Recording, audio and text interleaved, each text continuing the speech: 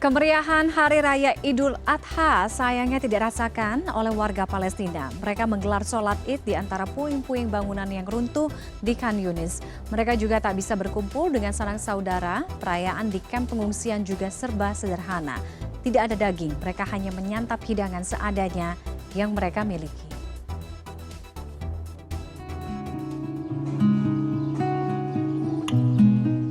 Tak seperti perayaan Idul Adha di tahun-tahun sebelumnya, di Kamp Nusairat, pasar, kios-kios kini tak lagi dihuni oleh warga. Hampir seluruh bangunan telah hancur akibat serangan Israel sejak 9 bulan yang lalu. Di Khan Yunis, warga menggelar sholat Idul Adha di antara reruntuhan bangunan kota. Beralaskan sajadah dan mengenakan baju terbaik mereka, warga Gaza berkumpul untuk melaksanakan sholat Id di tengah kondisi yang memprihatinkan.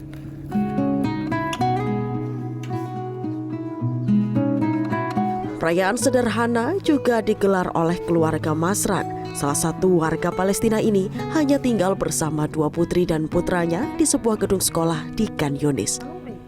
Ibu berusia 71 tahun ini harus berpisah dengan 25 anggota keluarga lain yang juga sedang berjuang mencari perlindungan agar tetap hidup di tengah perang yang masih terus terjadi. Tak ada daging dan kacang-kacangan yang biasa disantap sebagai hidangan hari raya. Kini Masran dan para pengungsi lainnya hanya memasak stok makanan yang mereka miliki dengan peralatan sederhana di kamp pengungsian.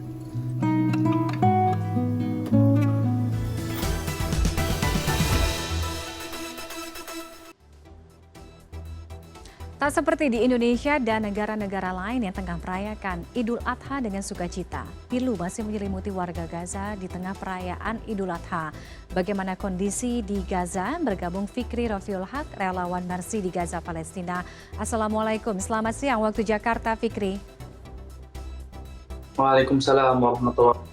Selamat pagi waktu Gaza, Mbak Tiffany. Terima kasih sudah kembali bergabung bersama CNN Indonesia Connected. Fikri, terkait dengan bagaimana warga di Gaza di Palestina menjalani Idul Adha di tahun ini.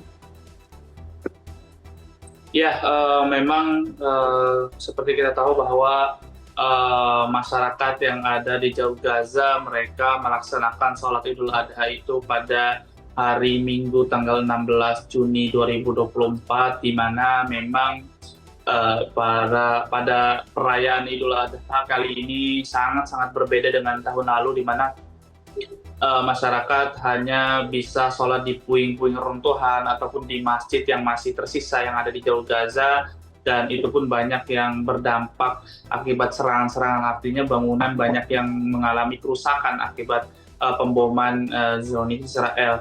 Dan juga memang bukan hanya saja masyarakat hanya sholat di puing-puing runtuhan, namun pada Idul Adha kali ini mereka tidak bisa berkurban atau mereka tidak bisa melaksanakan penyembelihan hewan kurban karena ketidaktersediaannya hewan kurban yang ada di Jalur Gaza, terutama akibat serangan Israel terhadap kota Rafah yang terjadi pada Senin 6 Mei lalu, sehingga menyebabkan bantuan-bantuan atau truk-truk bantuan yang masuk ke Gaza tidak ada yang masuk karena memang akibat hewan-hewan kurban tertahan dan juga bantuan-bantuan lainnya pun tertahan, sehingga pada perayaan Idul Adha hari Minggu kemarin masyarakat hanya bisa melaksanakan sholat Idul Adha, tidak ada perayaan spesial yang mereka buat, bahkan tidak ada makan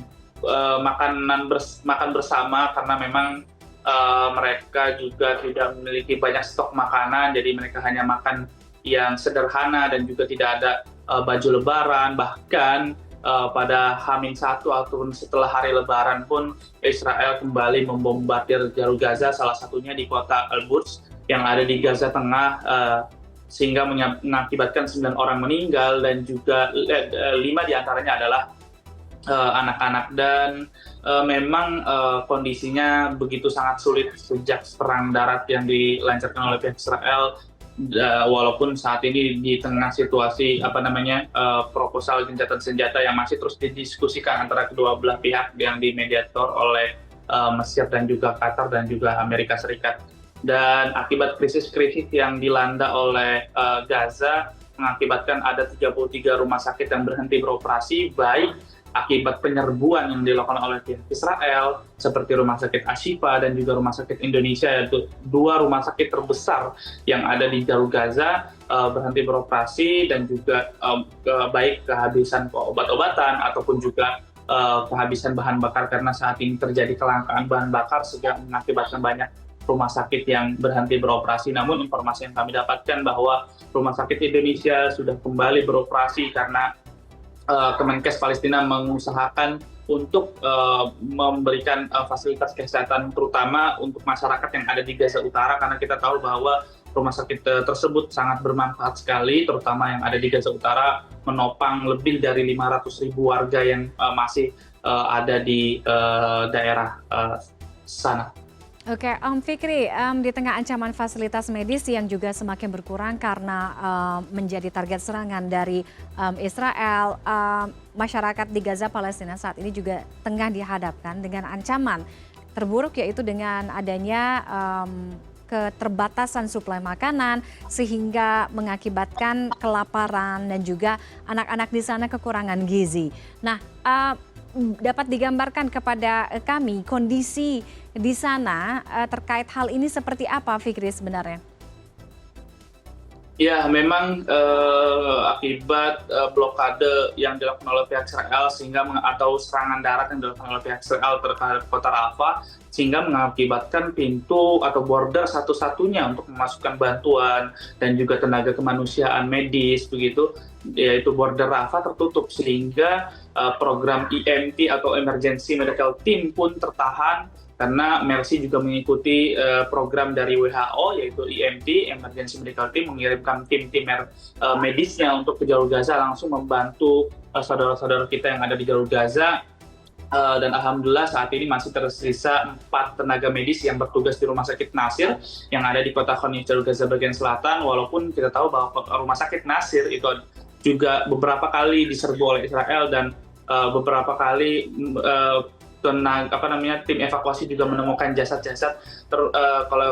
Kalau saya mempunyai data ada 540 jenazah yang ditemukan terkubur di salah satunya adalah Rumah Sakit Nasir dan juga Rumah Sakit Ashifa dan juga Rumah Sakit Kamal Udwan yang ada di Gaza Utara.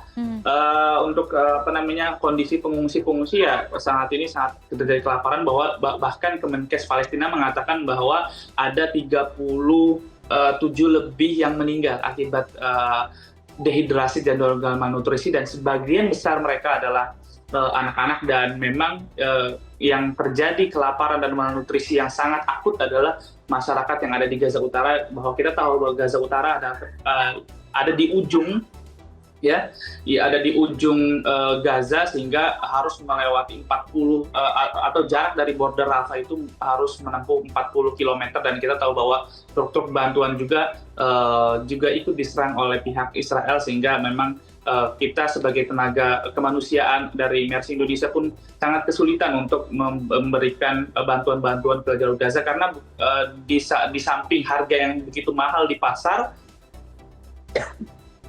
di samping harga yang begitu mahal di pasar, tapi yang permasalahan yang paling utama adalah tidak adanya barang-barang tersebut yang ada di pasar, karena barang-barang yang tersisa yang ada di Jalur Gaza itulah barang bantuan-bantuan 1 bulan lalu. Artinya saat ini barang-barang yang ada di logistik yang ada di pasar ataupun obat-obatan atau lain-lainnya benar-benar sangat menipis dan perlu bantuan dengan segera. Baik, terima kasih Fikri Rafiul Haq, relawan Mercy di Gaza Palestina, atas informasi Anda di CNN Indonesia Connected siang hari ini. Selamat siang.